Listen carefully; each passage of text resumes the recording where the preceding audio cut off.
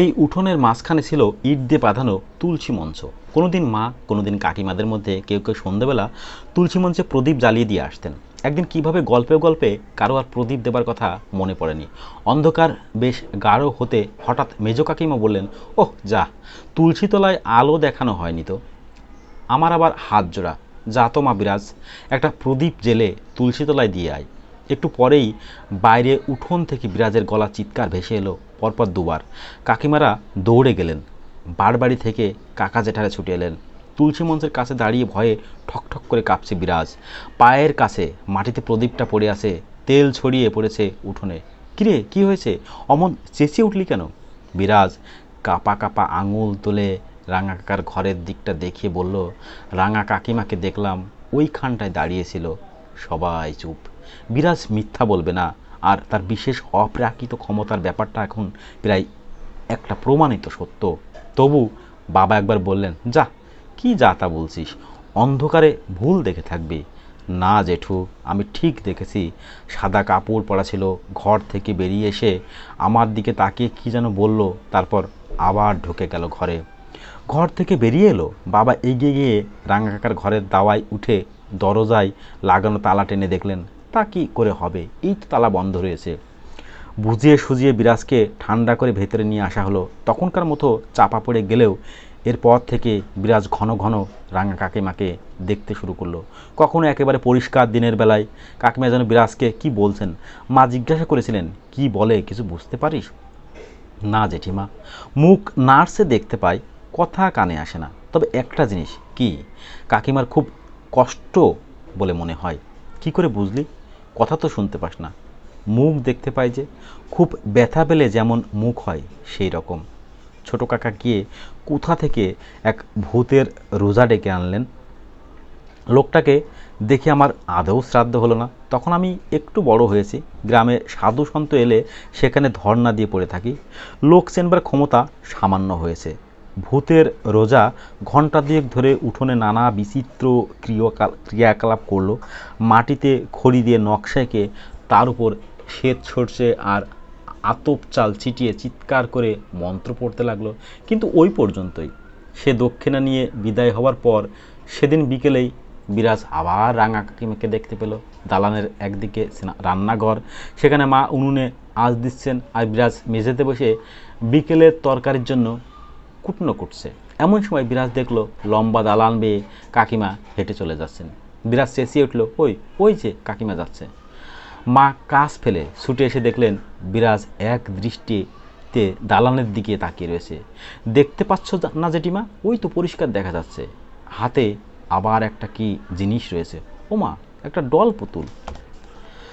মা বলা বাহুল্য দালানের দিকে তাকিয়ে কিছুই দেখতে পেলেন না। হাতে কি রয়েছে বলবি? ডল পুতুল, সেই ছোটবেলায় যেমন তুমি আমাকে কিনে দিয়েছিলে। ডল পুতুল হাতে কোনো এক মৃতার প্রেতাত্মা বারান্দা দিয়ে হেঁটে যাচ্ছে, এ কথা কল্পনা করা কষ্টকর।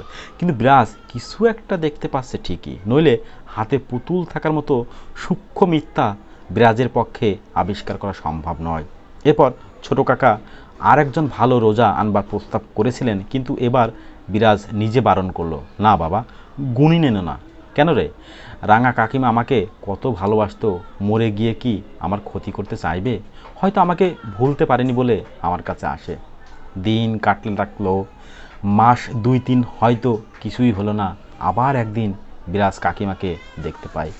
মানুষের মন বড় বিচিত্র জিনিস, কালে সবই খাপ খেয়ে যায়। বিরাজের রাঙা কাকিমাকে দেখতে পাওয়াটা একটু একটু করে সকলের গা সওয়া হয়ে এলো। প্রথম যৌবনে পা দিয়ে আমি বাড়ি থেকে পালালাম গুরুর খোঁজে। সে গল্প কিছুটা তোমরা জানো। তান্ত্রিক সাধনার দিকে খুব মন দিয়েছিলাম। প্রকৃত গুরুর সন্ধানে কোথায় কোথায় না ঘুরেছি। মাঝে মাঝে বাড়ি ফিরে আসি, আবার কিছুদিন পরে উধাও হই।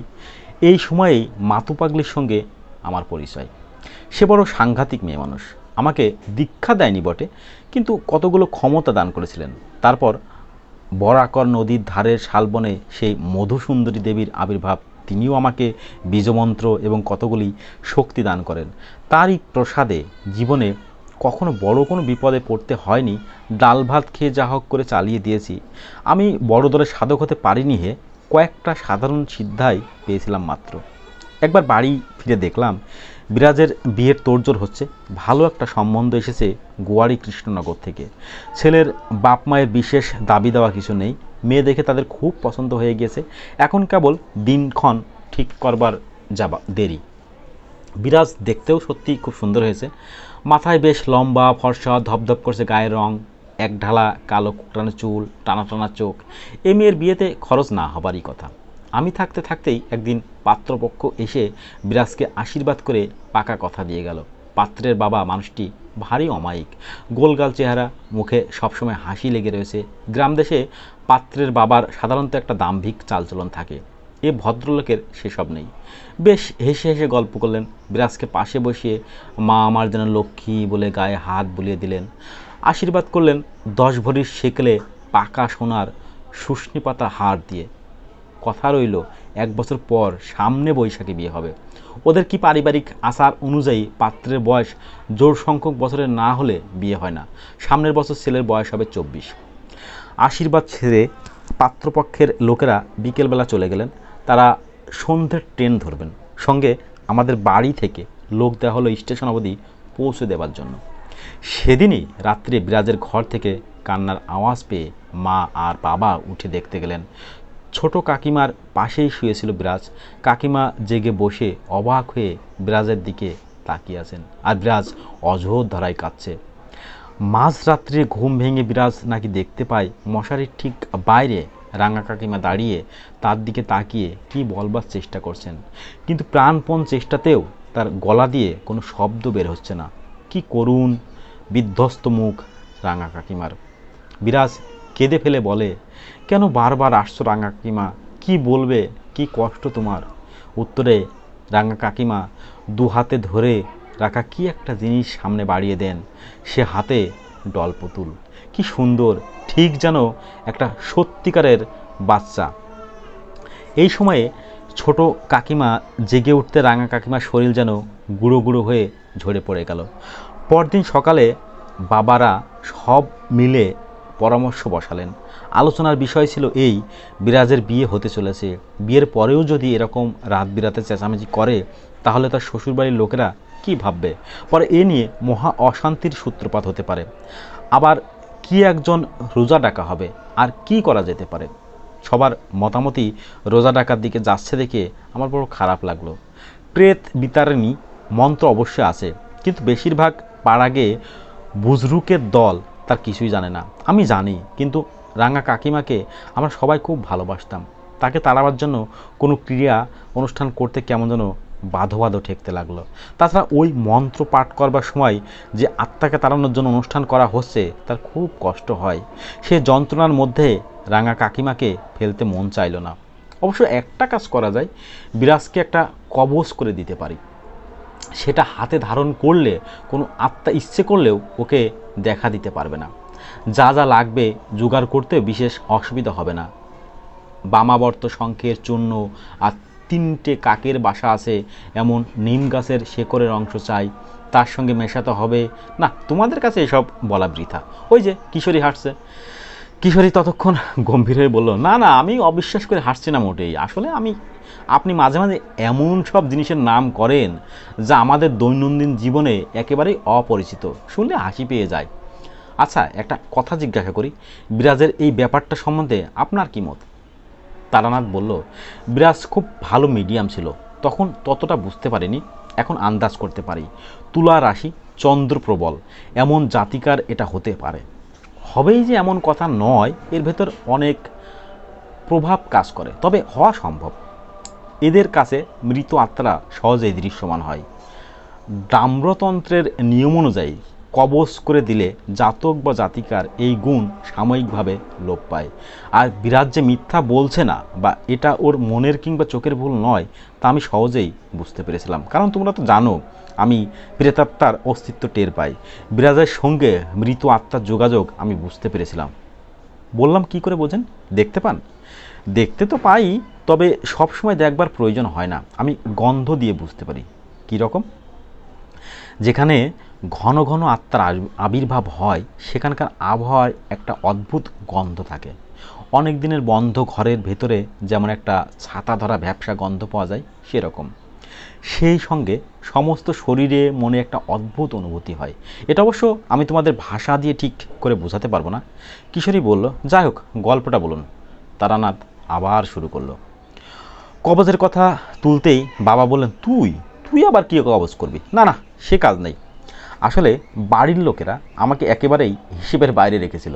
অপদার্থ, বাড়ি পালানো ছেলে, আমাকে দিয়ে কোনো কাজের কাজ সম্ভব নয়, এই ধারণা প্রত্যেকেরই। বললাম, একবার দেখোই না, ফল না হলে খুলে ফেলে দিও। তাও বাবা বোধহয় রাজি হতেন না, কিন্তু ছোট কাকিমা বললেন, আচ্ছা ও দিক না কবজ, বিশ্বাসেও তো ফল হয়। অনেকে অনেক কিছু করলো, একবার ওরটা দেখি। দিন 4 দিনের মধ্যে কবজ তৈরি করে বিরাজের হাতে পরিয়ে দিলাম। এরপর মাস 2 সেবার বাড়িতে ছিলাম। তার মধ্যে বিরাজ আর কখনও কাকিমাকে দেখেনি। বাবা পর্যন্ত বলতে বাধ্য হলেন, না, ছেলেটা কিছু বিদ্যা শিখেছে বটে। গ্রাম অঞ্চলে এসব খবর খুব দ্রুত রটে। আমার দেওয়া কবজের গল্প কিছুদিনের মধ্যেই চারিদিকে ছড়িয়ে পড়ল। একদিন বাবা এসে বললেন, 2 জন লোক তোকে ডাকছে, বাইরে বসিয়ে রেখেছি, যা। বাবা দেখি কেমন প্রশংসা মিশ্রিত দৃষ্টিতে আমার দিকে তাকিয়ে আছেন। বাইরের ঘরে এসে দেখি 2 জন গেও চেহারার লোক চৌকিতে সংকুচিত হয়ে বসে আছে। ময়লা ধুতি, ফর্সা জামা, তাতে আবার কাচবার সময় বেশি নীল পড়ে গিয়েছে। বললাম, কি চাই?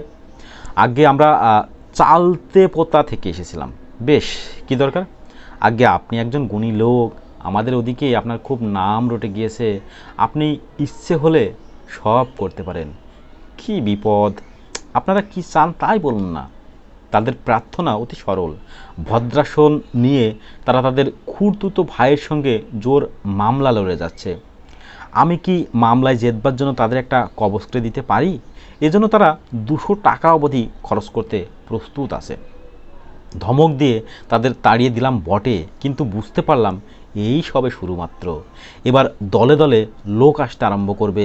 কজনকে তাড়াবো? কাজেই পরদিন শেষ রাত্রিতে পোটলাপুটলি গুছিয়ে বাড়ি থেকে সরে পড়লাম। কিশোরী জিজ্ঞাসা করলো, কিন্তু এ ধরনের কবজ তো আপনি দিয়ে থাকেন, তাহলে ওদের তাড়ালেন কেন? তারানাথ বিষণ্ণভাবে হেসে বলল, সে অনেক পর থেকে দিতে শুরু করি। ওই সময় আমার প্রথম যৌবন, মনে আশা সিদ্ধ সাধক হব, টাকার জন্য মামলার কবজ, গরু হানানোর মাদুল দেওয়া, ওসব ভাবতেই পারিনি। তারপরে বিয়ে থাওয়া করলাম, সন্তানাদি হলো, সংসারের পেছনে দৈব ওষুধ থেকে বশীকরণ হোম সবই শুরু করলাম। সেই থেকে তো পতনের আরম্ভ। একটা দীর্ঘশ্বাস ফেলে তারানাথ গল্পে ফিরে এলো। 9-10 মাস এদিক সেদিক ঘুরে বিরাজের বিয়ের কিছুদিন আগে বাড়ি ফিরে এলাম। আমাকে দেখে আর কেউ তেমন না হোক, মা খুশি হলেন। যাক, বিরাজের বিয়ের কথা মনে রেখেছিস তাহলে। তুই না এলে আমার ফাঁকা ফাঁকা লাগতো। অপ্রস্তুতভাবে একটু হাসলাম কেবল। কি আর বলার আছে, মাই কেবল শেষ দিন অবধি নিঃস্বার্থ ভালোবাসা দিতে পারে সন্তানকে। অন্য কেউ খুব আত্মীয়তা বোধ না করলে তাদের দোষ দিতে পারি না। আমি বা কী দায়িত্ব পালন করেছি বাড়ির লোকদের প্রতি? ভালোবাসা তো আকাশ থেকে পড়ে না। রাত্রে খাওয়ার সময় বাবা বললেন, তুমি যে কবজ দিয়ে গিয়েছিলে বিরাজকে, তাতে খুব কাজ হয়েছে। তারপর থেকে বিরাজ আর ভয়টাই পায়নি। কিছুক্ষণ চুপচাপ খেয়ে যাবার পর বাবা বললেন, এই যে একটা বিদ্যা শিখেছিস, এটাও তো বাড়িতে থেকে ব্যবহার করতে পারতিস। টাকার জন্য নাই হলো, মানুষের উপকারের জন্যও তো করতে পারিস। বাড়িতে তো মন বসে না কেন? চুপ করে রইলাম। আমার মনের গড়ন এমন হয়ে গিয়েছে যে বাড়িতে আর কোনো দিন মন বসবে না। বাবাকে সে কথা বলে লাভ নেই। নির্ঝঞ্ঝাটে বিরাজের বিয়ে হয়ে গেল। বর যাত্রীদের খাইয়ে দাইয়ে মুখুজ্জদের বড় বাড়ির হল ঘরে ঢালা বিছানা পেতে শুইয়ে দেওয়া হলো। গোধূলি লগ্নে বিয়ে, রাত 11টার ভেতর বিয়ে থাওয়া, কুশণ্ডিকা সব শেষ। একতলার কোণের ঘরে মেয়েরা বাসর জাগবার আয়োজন করেছিল। রাত 1:30-2 অবধি বাসর ঘর থেকে হাসি আর গানের শব্দ পাচ্ছিলাম। আস্তে আস্তে বাসরের কোলাহল থেমে এলো। ছেলে মানুষেরা আর কত রাত্রিতে জাগবে? শরীর খাটাখাটনি করে ক্লান্ত। আমিও কখন ঘুমিয়ে পড়েছি টের পাইনি। ঘুম ভাঙল শেষ রাত্রিতে বাবার ডাকাডাকিতে। তাকিয়ে দেখি বাবা পাশে দাঁড়িয়ে ধাক্কা দিচ্ছেন। ওঠ ওঠ! ব্যস্ত হয়ে উঠে বসে বললাম, কি হয়েছে বাবা? বাবা পাংশু মুখে বললেন, বিরাজ আবার ওই রকম করছে। সে কি? এমন তো হবার কথা নয়। কি জানি, তুই কবজ দেবার পর আর কখনো তো হয়নি। বাসরে তো সবাই মিলে আমোদ আহ্লাদ করেছে, তারপর বুঝি একটু ঘুমিয়ে পড়েছিল, একটু আগে চিৎকার করে জেগে উঠেছে, জামাই খুব ভয় পেয়ে গিয়েছেন, তুই একবার চল। ততক্ষণে আমি নাকে একটা সদা সদা ছাতা ধরা ভ্যাপসা গন্ধ পেতে শুরু করেছি। এবার এসে অবধি এ গন্ধটার পাইনি। বিছানা ছেড়ে দাঁড়িয়ে উঠে বললাম, আমার সঙ্গে এসো তো। সিঁড়ি দিয়ে নিচে না নেমে সোজা এগিয়ে যাচ্ছি দেখে বাবা বললেন, ওদিকে কোথায় যাচ্ছিস? বিরাজ তো নিচে বাসর ঘরে। বললাম, এসোই না। ছোট কাকিমার ঘরের সামনে এসে থামলাম। দরজা খোলা, সবাই নিচে গিয়েছে বিরাজকে সামলাতে। ঘরে ঢুকে বাতিটা উস্কে দিয়ে দেরাজগুলো খুলে দেখতে শুরু করলাম। বাবা অবাক হয়ে বললেন, তোর কি মাথা খারাপ হলো নাকি? এখানে কি করছিস? ওপর থেকে 3 নম্বর দেরাজে ছিল জিনিসটা। আমার ধারণাই ঠিক। বাবার বিস্মিত দৃষ্টির সামনে বাড়িয়ে ধরলাম বিরাজকে দেওয়া আমার কবজখানা। এ কি, এটা এখানে এলো কী করে? সেটা অবশ্য আমিও পরিষ্কার জানতাম না, তবে বিরাজ যে কবজটা খুলে রেখেছে এবং তার ফলেই এই বিপত্তি তা বুঝেছিলাম। আর খুলে রাখতে হলে সবচেয়ে নিরাপদ জায়গা নিজের ঘরের দেরাজ। বোধহয় হাতে অত বড় একটা কবজ থাকলে স্বামী অবাক হতে পারে বা শ্বশুরবাড়ির লোকজন নানা সন্দেহ করতে পারে, এই ভয়ে বিয়েতে বসবার আগে বিরাজ ওটা খুলে রেখে গিয়েছিল। 8-10 মাস নিরুপদ্রবে কাটায় সে ভেবেছিল কাকিমা হয়তো আর দেখা দেবেন না। লজ্জা করা অসঙ্গতও নয়। কবজটা চৌকো তক্তির মতো বেশ বড়। অত বড় জিনিসটা কারো না কারো চোখে পড়তেই পারে। বাবার হাতে কবজটা দিয়ে বললাম, যাও আড়ালে ডেকে পরিয়ে দাও, জামাইয়ের সামনে করবার দরকার নেই। জামাই ছেলে মানুষ, তাকে যা হোক বুঝিয়ে দেওয়া কঠিন হলো না। বিরাজকে সাবধান করে দেওয়া হলো আর কখনো যেন সে কবজ খুলে না রাখে। বিকেলে মেয়ে বিদায়ের সময় এলো। ভেতর বাড়ির দালানে আসন পেতে মেয়ে জামাইকে আশীর্বাদ করা হচ্ছে। বাইরে খোদাবক্সের ঘোড়ার গাড়ি দাঁড়িয়ে, রওনা দেবার সব আয়োজন সমাপ্ত। জিনিসপত্র যা সঙ্গে যাবে তা বেঁধে তুলে দেওয়া হয়েছে ঘোড়ার গাড়ির ছাদে। কেবল বর বউয়ের জামা কাপড় আর গয়না যাবে একটা লাল রঙের স্টিলের ট্রাঙ্কে।